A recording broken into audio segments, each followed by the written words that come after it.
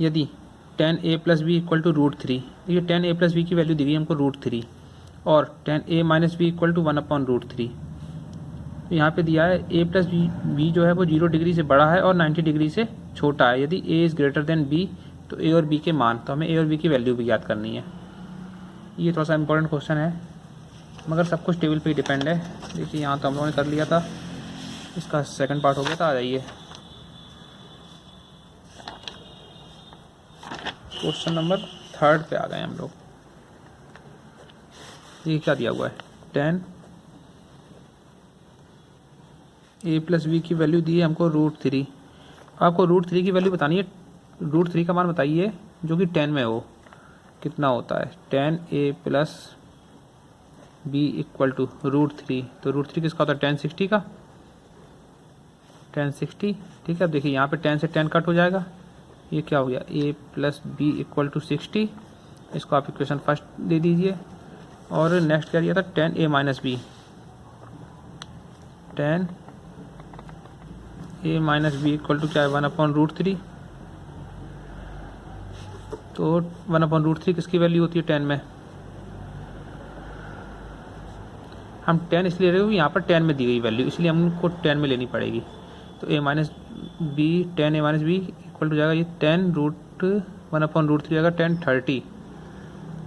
इस 10 से वाला 10 cut, A minus B equal to 30, इसको दे दीजिए इक्वेशन सेकेंड।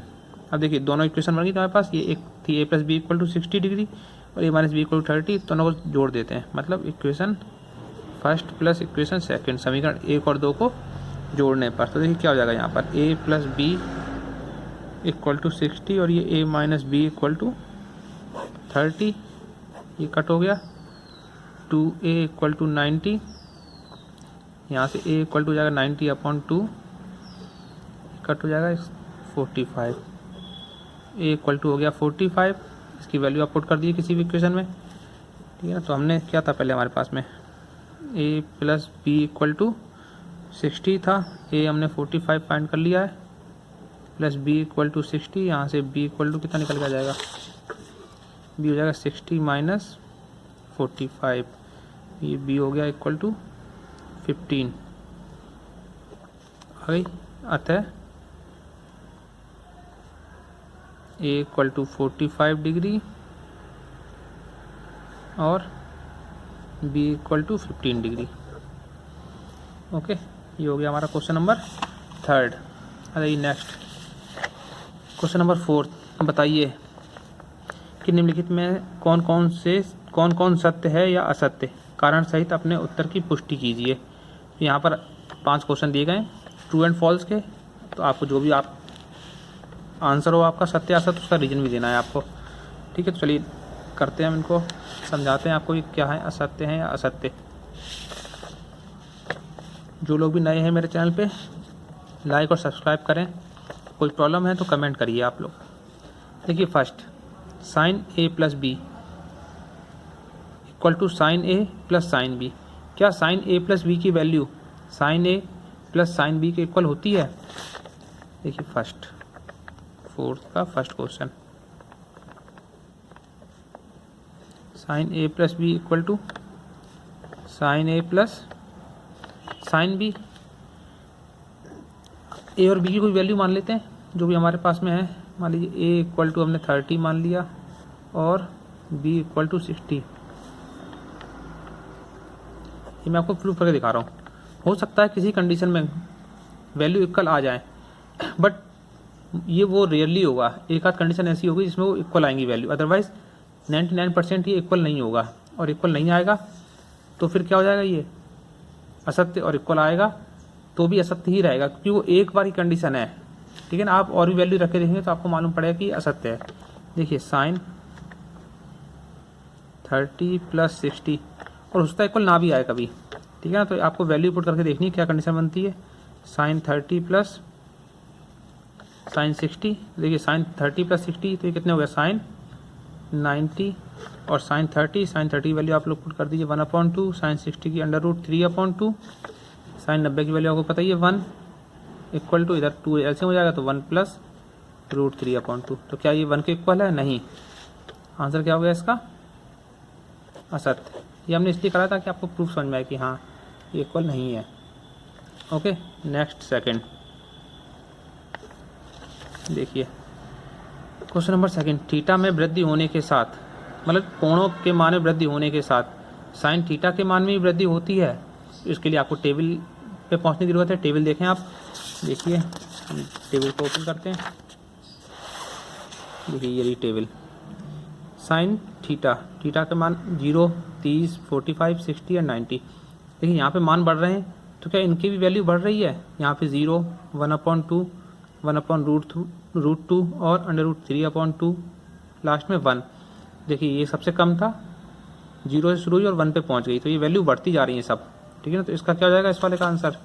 इसका हो जाएगा सत्य, ये ट्रू है। ठीक है ना, थीटा के मान के साथ वृद्धि होने के साथ साइन थीटा के मान में वृद्धि होती है। तो सेकंड हमारा क्या हो गया? सत्य। आप लोग वैल्यू लिख के दिखा दीजिएगा। थर्ड, थीटा में वृद्धि होने के साथ कॉस थीटा के मान में भी वृद्धि होती है। कॉस के वैल्यू साइन के अपोजिट होती है।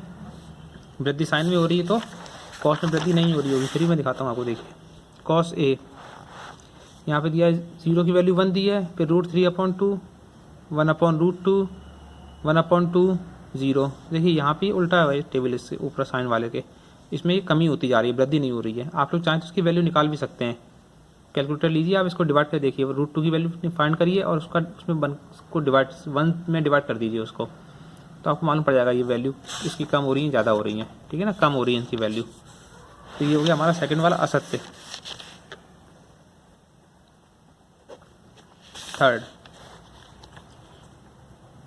थीटा के सभी मानों पर sine theta equal to cos theta.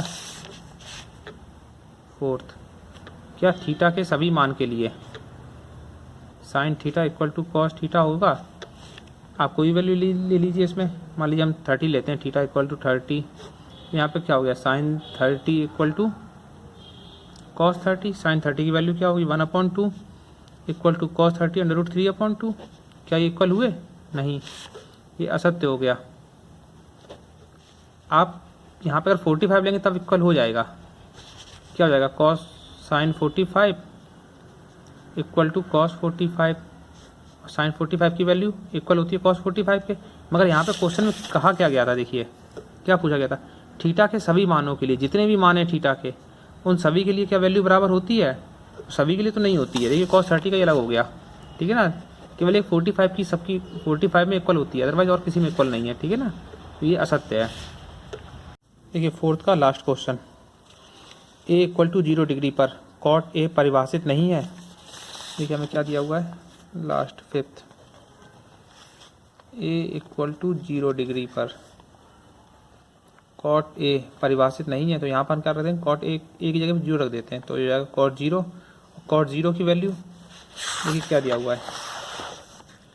Cot 0, cot 0 क्या हो गया? ये अपरिभाषित, तो इसका मतलब क्या हुआ? ये अपरिभाषित है। ठीक है ना, यहाँ पे क्या हो गया? ये अपरिभाषित। कॉट 0 क्या हो गया? अपरिभाषित। ये हमारा क्या हो गया कथन? सत्य।